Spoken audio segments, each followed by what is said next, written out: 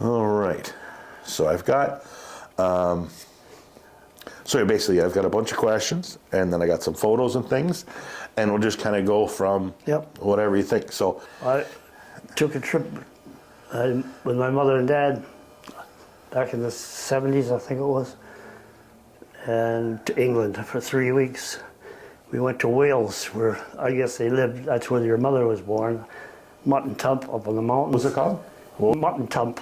Mutt and Tump in Lanolinoth was the name of the town. Anyway, we went back to where they lived. The same people were living there, the same neighbors. This is maybe 30, 40 years later, you know, they're still sitting there. Both parents are British.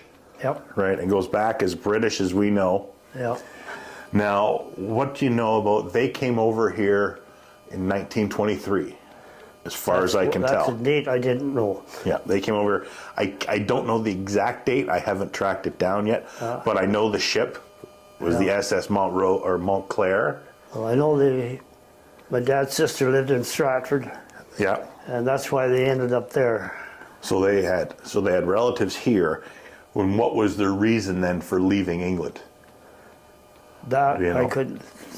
You know, that you would never discuss anything with our family. Nothing. My dad would never. I've never sat down with a dad and had to talk to him in my life. No. Never. Well, me neither. So. Whatever. As long as I can remember, I'm always on my own. Well, of course, it was wartime then. It was a different lifestyle altogether. I know he wasn't in the army. How he got out of the army, I don't know. Or he wasn't, whether he was too young, or he was born in 1896. My dad. Yeah, he'd be right in line for being conscripted, I guess, but I don't know why. I think I was the only one in the whole bloody family that did any service time. Well, your grandfather did. Your grandfather served in World War I. Did he? Yep. I think my dad was running the elevator in the mine, and that's why he didn't have to go to war, because they needed all this stuff from coal or whatever they were mining. Now, is that why, I remember at your house there used to be a little coal lamp? Yes. Like a little, I think it was brass coal lamp. I don't know what happened to it or where it went, but I remember that lamp and assuming there was some family connection. Whether Susan has it, or I gave it to one of the girls. Talking about personal things, my dad always was missing fingers. You couldn't get a word out of him, how it happened or why, or he'd bring it up and he'd just change the subject right away, so I don't know what that was all about. So I don't know if you've seen, so this is your maternal grandfather in World War I. Oh my God. Have you seen that photo? No. I've seen pictures of one like it, but not as his. So I don't know. I have all his papers, his conscription papers, all the way through to the time he's dismissed, are all available online. You'd never discuss family with the beaches. No? Never, ever. This is, you said you haven't, I don't know if you've seen this photo or not. Have you seen that photo? No. So that's your mom and your grandmother. Wow. No, I've never seen that one. So what's that? What do you think when you see that? I get curious of why my grandmother, I think she married, 4 times different. Her name was, what was her original name? Coomer? You don't dare ask anything like that in our family. And that was Emily May Leamy. Leamy? That's her? Yeah. Nana. That's what we called her. Nana? That's the only names we knew about. And what about the grandfather? Did he have a name other than I've like never Nana? His grandfather was never mentioned. Okay. They got her hooked up with this Marks in Stratford, and she just lived a horrible life all her life with this guy. But my mother and dad insisted that she'd get into this, and that's the way it went. Now, what about your grandmother on your father's side? Did you ever meet her? Never, She passed. never even mentioned it. Have you ever seen a picture of her? Have you seen a picture of her?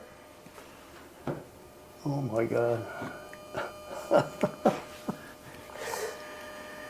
Have you seen, this is the family before your mom and dad and your sisters left, get on the ship to leave?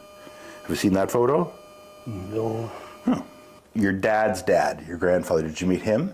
Have you met? My grandfather? No. Yeah. Have you seen I've been to his grave, but I know my dad used to send a couple of dollars every month home. Okay, have you seen a picture of him? No pictures of your grandfather. No, never seen that before. No. So that's your dad's dad? That's my dad's son, yeah. Yeah. And why he left home, nobody was never discussed. And but I know that he'd always sit down at least once a month, write a letter to his dad, Yeah. and put some money in the envelope. How much, I don't know. Never asked. But he did this until he died. I know he was blind, couldn't see very well. Now I have, this is 1923. That's my dad. Yep. My other. Well, that's Rosenwall there. Yep. Oh my. You never seen that photo before? No. Never. Huh. So what's that make you think? Why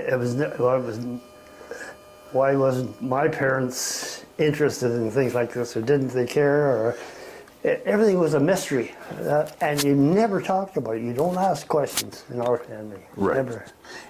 So this was the ship they came over on. Well, They left out of Liverpool. Again, 1923. I don't know the exact date. I'm hoping to find out. I've often wondered what I thought it was 25.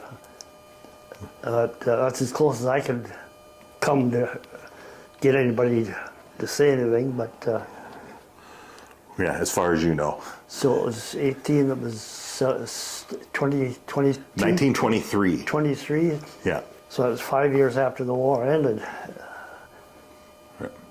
What did your mom and dad do? Well, first, what do you remember about your dad?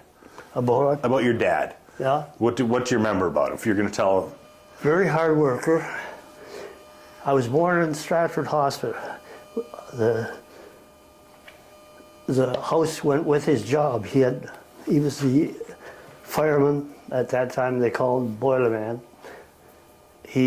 That was his 24-hour job. He lived on the job. The house went with as part of the pay. But he did all. He was a caretaker of the hospital, the grounds, cutting grass, helping and bringing people in and out of the hospital. I remember that. I don't remember it, I've been told. I don't remember much of the hospital. I know the house, I remember a long, narrow kitchen. The kitchen couldn't have been 6 feet wide, but very long. That's the only thing I can remember about that. You have two sisters. Yep. Oh, sorry. We forgot about your mother. So what can you tell me about Gran? She very quiet lady. She's mind your own business. You didn't ask questions. You didn't get the answers. Or it was Depression time. I can remember very clearly going to the fire hall once a week with my dad. I'm pulling my wagon with a cardboard box on the back, and you go to the fire hall to get vegetables. They had bins set up. You could have a shovel of potatoes, you could have a shovel of carrots or whatever they had that day, and that's how you lived. He wasn't working. And then he was offered a job here in Kitchener, mining tannery, 45 cents an hour, which was great at that time. We moved to Kitchener. I was 4 years old, 1932. We moved to Kent Avenue, 75 Kent Avenue, near Snyder's. We rented a place there. What did he do at the tannery? He was a fireman, the engineer, 12 hours a day, 7 days a week. He got every second Sunday off. That was it. And then that's where he worked his whole life at Lang's Tannery? No, I couldn't tell you how long, but he got out of there and went to Dominion Tire as an engineer. That's where he spent the rest of his life. While he was there, they had a fight with the union, and the engineers separated from the union of Dominion Tire. He never got a penny pension, never got no release, no money, nothing. He was separated. They didn't belong to the union. People got all this benefits, but being as an engineer, he didn't get any. He stayed there till he retired. From there, he got a part-time job in the seniors' home on Frederick Street, Salvation Army, cutting the grass, looking after, more or less a caretaker. He stayed, I don't know how long he stayed there, I couldn't tell you. But, for some reason, he found a house for rent on Albert Street, where I spent most of my life, 251 Albert Street. My school teacher, Miss Osmondson, owned about 10 houses on that street, and she rented them all out. Our rent for that house was $18 a month. My job was, and she lived on Queen Street, still there now with a big white fence around it. That's where my teacher lived. That's where every month my dad would give me the money. I'd walk to Queen Street, pay Miss Osmondson the money. She'd always give me an orange every time I go. So from there, our rent went up to $22 a month. I was there till maybe 15, 16 years old. While we were there, she was selling all her homes. She wanted $2,200 for our house. It's too much money for that little house. There was no furnace, had no fridge.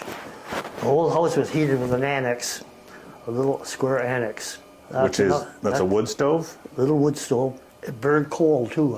While he was working at Stratford General Hospital, a doctor gave him an old doctor's bag, black. He kept that all his life. That's where he carried, when he went to work, he'd take his dinner in this black bag. Just like a leather doctor's bag, so big. Every night he'd come home, that bag was full of coal. Honest to God. Kept the furnace going. We had no fridge. We had a milkman. He'd bring milk, pan of water in the sink. He'd let the tap run and put the milk in there. That's what kept the milk cool. Had no furnace. In the wintertime, the toilet would freeze in that house. My sister and I, there was only 2 bedrooms and 2 rooms downstairs. My sister and I slept together until she was married.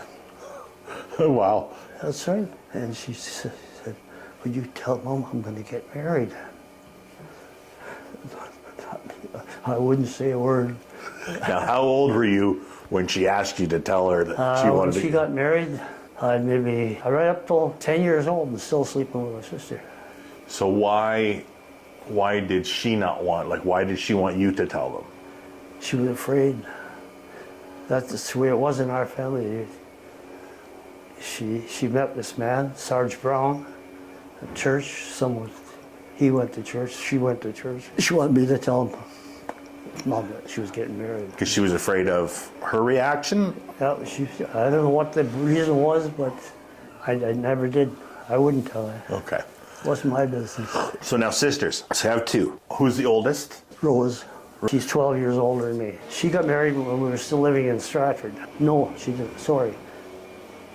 We moved to Kitchener, and she moved in with one of the James family lived right across the road on Douro Street. She lived, when we moved to Kitchener, she stayed there because she was in love with Joe, as far as it seems to me now anyway. Right. That's why she stayed. That's how she met Joe through, the names I can't think of her name. Anyway, the 2 girls taught tap dancing there. I don't know, they were getting 10, 15 cents an hour for teaching tap dancing. They tried to teach me, but, well, that's a sissy's job. I wouldn't do that. I was only 4 years old then, and they couldn't get me to tap dance. Anyway, Joe was working at a chair factory. Very good. Couldn't ask for a nicer. They were just like that. I remember them coming to our house. We lived on Albert, when we moved to Albert Street, that's where I lived most of my life. I remember them coming and they needed money. They had a chance to buy this little house, $500. And my dad lended them the money. And of course, Joe he was making around 15 cents an hour at the chair factory. I can't recall, I remember going there on holidays a lot of the times. Very tiny, the kind of living room. The whole house was heated with an annex, which you got a good burn from. Do you remember getting burned? No. You fell against this little round annex set in the living room. That heated the whole house. Yeah. Well, they didn't have the back end, and Joe built the back end of that house. But little tiny rooms. The factory across the road, that was the armories at that time. There was about 3,000 or 4,000 soldiers living. That was in that armories, in that factory across from that house. It was a furniture factory at one time, but the war broke out, it was empty, and that's where they put the soldiers. There's a big door in the floor, and you lifted that up to walk down the steps into the cellar. There was nothing down the cellar, there was no furnace or anything. So on King Street, just around the corner, was a very popular name where they made mops and cleaning things. She worked there most in the office and did all kinds of things. She worked her way up in there. She had a pretty good job at the end. That's Rose. What about Law? Law, we moved here when I was 4. I can recall she took me to school, Cortland Avenue, just on Cortland Avenue school there. And I can remember school was out, and there was 2 entrances to the school, one in the front, one at the back. I went in the front.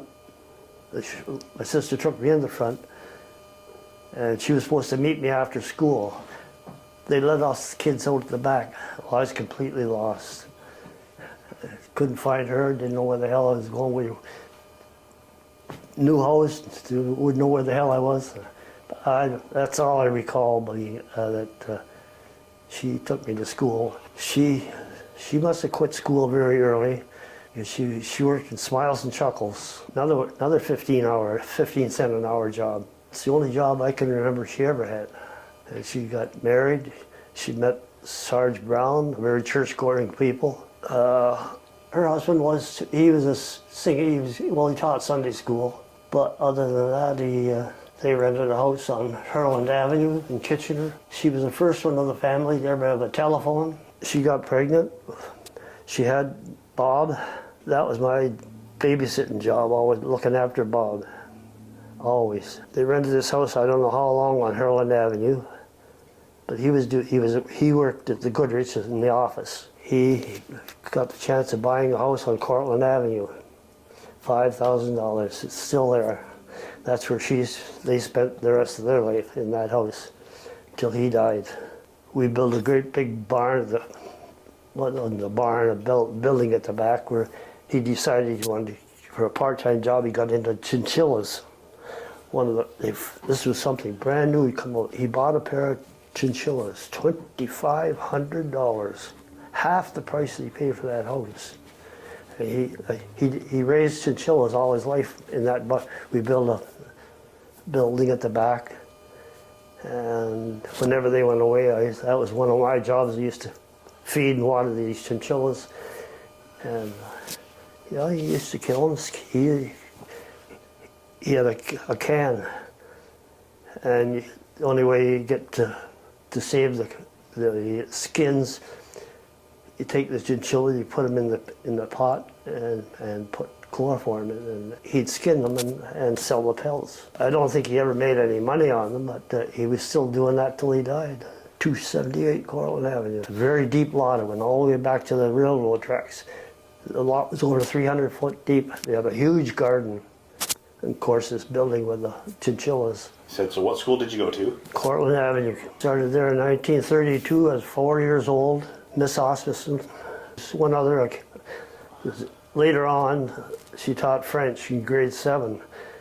You took 3 and 4 together. Grade 1, and after grade 1, 2, and 3 and 4, you took in 1 year. I was starting high school. Gordon Loney was our principal. I just dreaded him. I was a very slow learner. You could not teach me anything. I just didn't want to learn anything. He made me learn. I've met a couple of ladies here in the school, in some of the homes that were in my class, and I still remember him every day shaking. He'd make me go up the backboard every day, and he'd grab me and shake me. I passed grade 8 with honors with mathematics. And what was his name? Gordon Loney. Did you have a favorite subject? Then? Yeah. Not really. No. I hated school. Hated it. Every morning, we'd have one person, they take turns, had to read the Bible.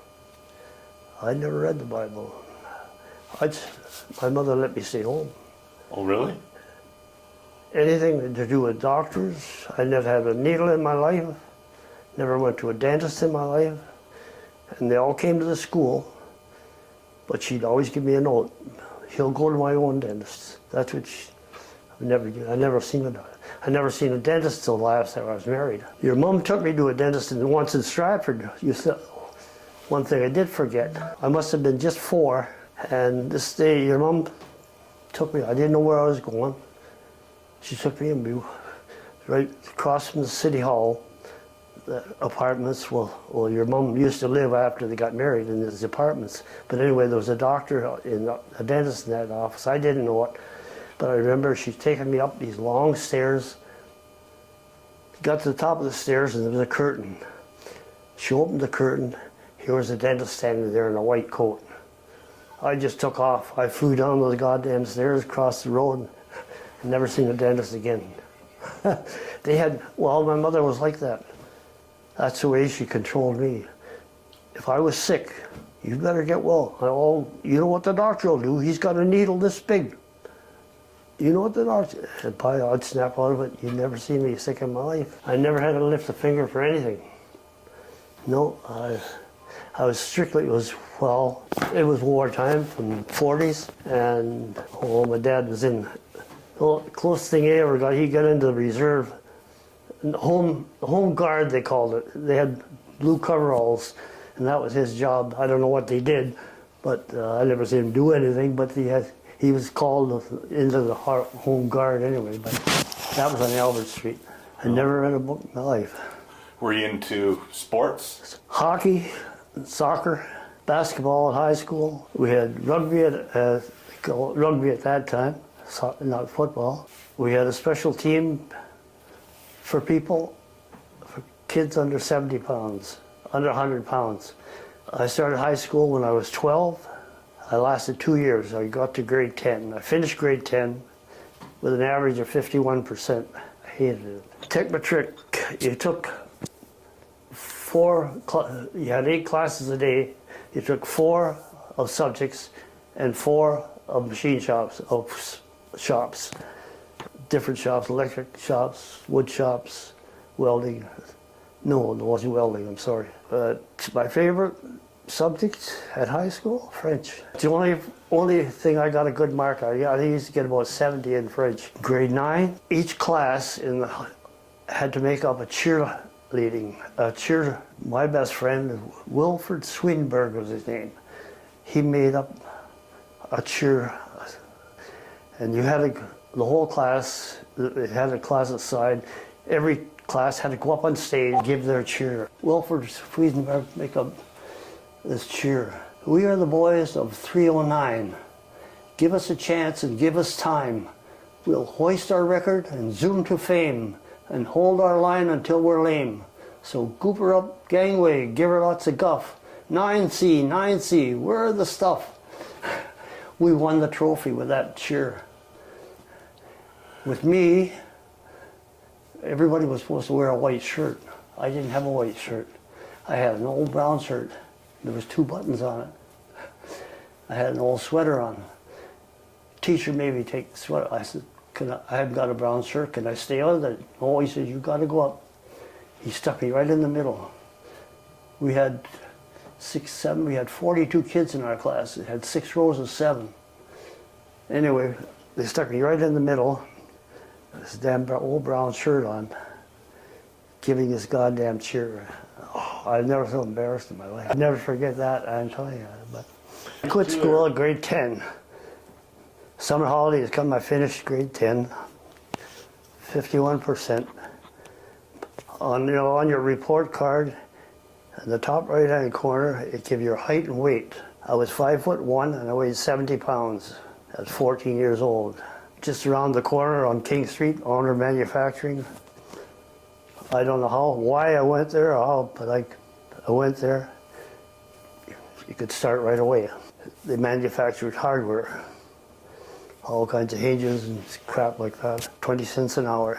2 weeks, 50 hours a week. Got paid every second week for 100 hours. That's $20. I got the job. My first job was running a drill press. I was countersinking hinges. We had, maybe 12 people working there. Took home every 2 weeks for 100 hours. It was a little over $19. And they paid you a little brown envelope with cash. And there was 19 bucks and a few pennies. That was for 2 weeks' pay. And how old were you? How old? 14. 1942. Somewhere around there. When I got to be 15, I could run the drill press. From then on, I got into press I could do all the press work. I did that. Well, before, I was just going to work there for the summer. You couldn't get me to go back to school. I couldn't. I didn't want to go to school. I didn't like it. I told my dad I'm going to stay here. Ted Witzel was head of the company there. It was his company. I met him maybe twice while I worked there. But I met him they had a little room where they had a Coke machine. And I was in there getting a Coke one day, 5 cents in the machine. Anyway, he came out. I don't know what he said something to me anyway. And I said, well, I'll stay here if you pay me 25 cents an hour. Oh, he says, it's not good for a young man to make a lot of money. He says, he's a millionaire. that was the version I got. But anyway, I got to know all the people there, and we were like one big family. 52 people worked there. It wasn't that many then, but afterwards. When the war started, World War II. 1940. Nothing about the war. Was never mentioned in our house. Never. I remember everything was. You had to have these to get butter, to get sugar, meat. You had to have these tokens. I don't know how she got them or where she got them, but everybody had. You couldn't buy anything unless you had these. There was never any discussions at home. Of course, my dad worked a 12-hour shift. Right. And he'd eat and sleep, and that was his life. I remember sitting down and listening to, could have been an old hockey game or something, I don't know, but crackly noise anyway. But we had 4 good friends, Bill Avery, Ted Hannaford, Wally Woods, myself, Earl Nowak. That's the 5 hung around with us. At the end of our street, just around the corner off a mill, was the bush, Blow and Forge bush. It was one of them. And just a little while before that, they started building a hospital. Everybody said, why are they building a hospital way out in the boondocks? It was right out in the middle of the field. In fact, there was a lot of pussy willow trees. We used to go and collect the pussy willows. In 1945, Noreen Flaherty was my wife, future wife. She came to work there. She was 15. She'd been working since she was 12. Her first job, she was delivering telegrams on a bicycle. And when my first job, I was delivering clothing. Somebody would buy something and want it delivered. He'd get a nickel to deliver a package to this certain house or whatever. That was my first job. How old were you then?